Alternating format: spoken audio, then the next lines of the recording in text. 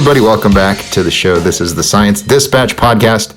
My name is Cameron English. Very excited to be here as always, joined by Dr. Chuck Dinnerstein, Director of Medicine at the American Council on Science and Health, and special guest, classical pianist, Dr. Josh Bloom, Director of Chemical and Pharmaceutical Sciences. Josh, it's so good to see you, my man. You're such a handsome dude. Oh, I am.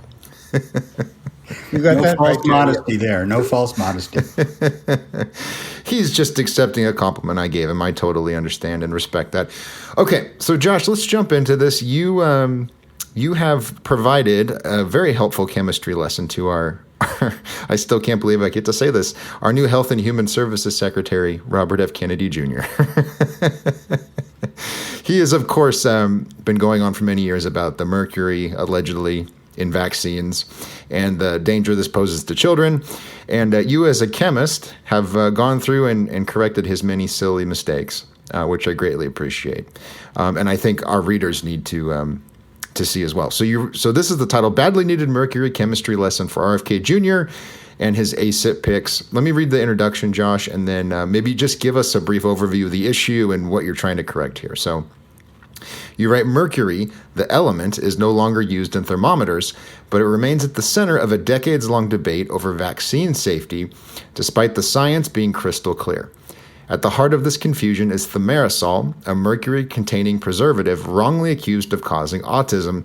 What follows isn't a rehash of that conspiracy theory, but rather a crash course in chemistry. It's something RFK Jr. and his CDC picks need to know. Okay, take it away, Josh. What do we need to know? Well, there are two separate things going on here. One is there's almost certainly plenty of ignorance about this. The other is, I think it's willful ignorance. So,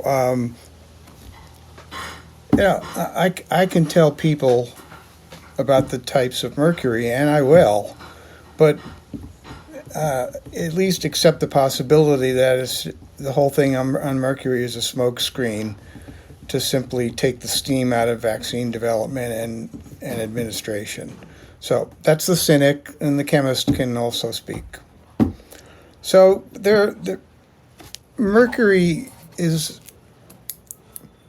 it's a toxic element. It there's no getting around that. And I went in the article. I went into its different forms. Everybody's familiar with liquid mercury, the kind that used to be in thermometers and you played with as a kid, pushing the little things around, and everyone was fine. And then I remember back in my lab days at Wyeth, they decided they had to get rid of the mercury thermometers, and they sent guys around in hazmat suits to collect them in like this giant asbestos bag or whatever, as if they were dealing with death itself. So this was a plot by Big Digital to get rid of Big Mercury? Big Digital. And I tell you what, those digital thermometers, I don't trust them a bit. 5 minutes, 103. 5 minutes later, 90. I mean, they just, I don't trust them. Anyhow, let's get back to mercury. So everybody's familiar with mercury, which is called quicksilver. It's one of two elements that exist as a liquid at room temperature. The other is bromine. You don't really want much to do with either, although I'll take mercury over bromine any day. So mercury is not absorbed well in the intestine, and so you can actually swallow it, and it goes right through. It has been used as a laxative, and probably recovering the mercury isn't the greatest job in the world, but we all have to do our thing. The danger in mercury, elemental mercury, lies in its vapor, because it gets into the lungs, it's absorbed, and then you start getting all the neurological effects. So we're not really talking about mercury elemental. We're talking about organomercury. And the definition of an organometallic compound is just to keep it simple, it's often unstable molecule which has carbon bound to a metal. They're not, these are, you don't find these in nature. These are made. They're made as lab reagents. And some of them are nasty. There's one called methylithium that if you accidentally shoot it at someone, they'll go on fire 3 times. So so the thimerosal is one of these organomercury compounds. It is. So it's got a covalent bond between a carbon of an ethyl group and mercury.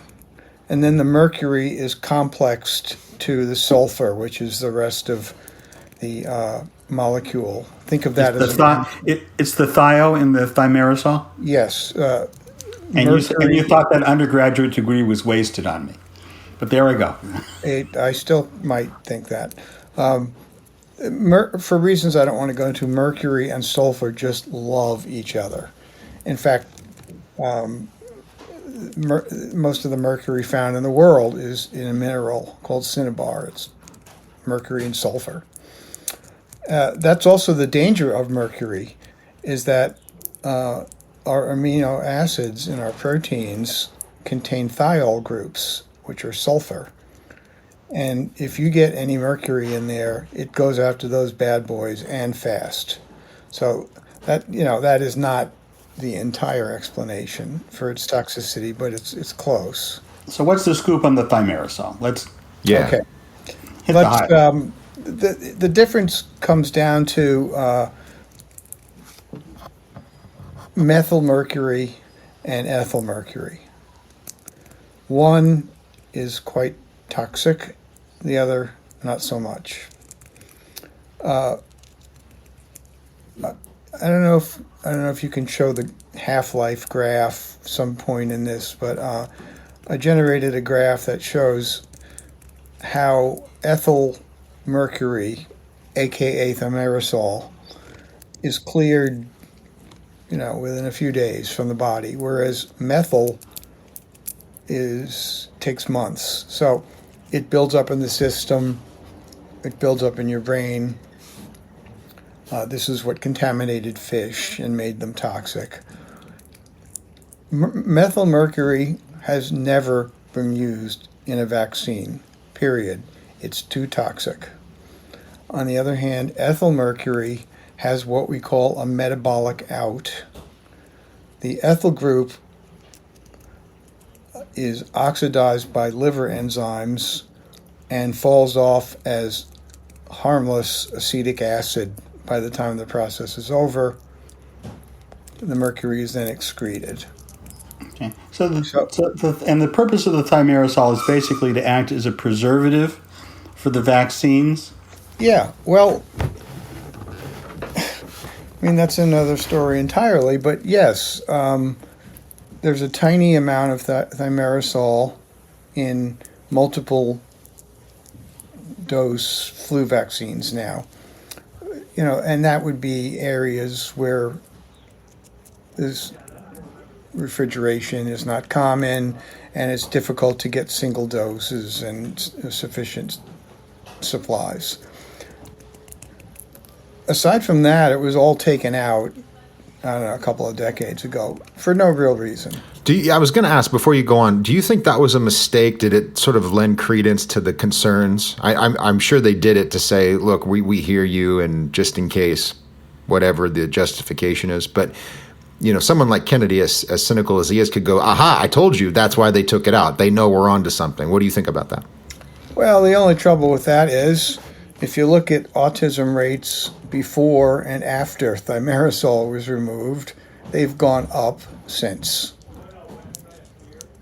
And plus, there's ample evidence that thimerosal has nothing to do with autism. So they just changed the goalposts, the anti-vaxxers. I guess it's hard to argue that the mercury in your your measles vaccine is giving your kids autism when there isn't any mercury in there.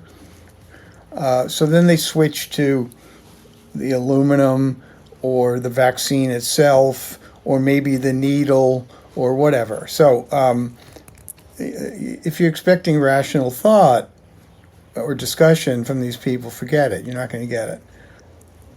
So 7% of flu vaccines are multi-dose. Stop laughing at me. Right? Your needle comment got me, man. That was funny.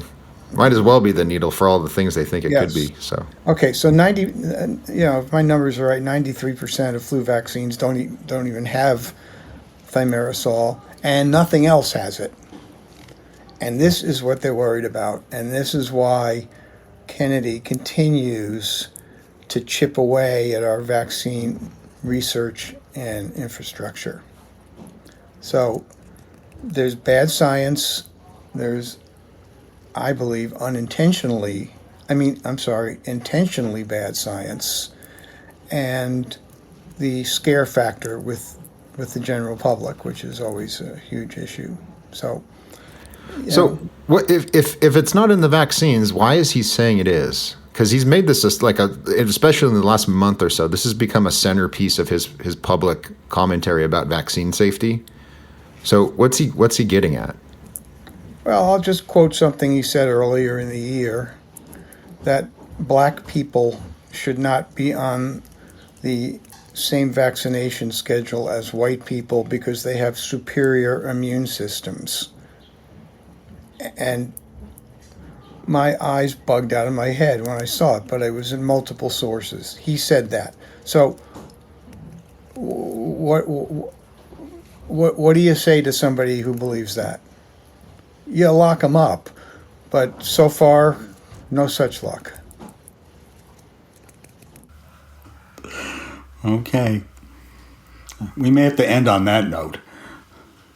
Oh, we're definitely gonna clip that just to just for its virality. It's really good. Okay, so maybe as we wrap up here, Josh, offer people a takeaway, some reassurance that you're not going to keel over and die if you get a flu vaccine, and our HHS secretary, whatever his intentions, seems to be off course, shall we say? Well, I know Paul Offit personally and professionally, one of the great vaccine experts in the world, and an ethical and just thoroughly wonderful guy. He takes time to talk to me. We write back and forth. I've met him personally a few times. Paul Offit is brilliant. He's ethical, and he wants to do the right thing.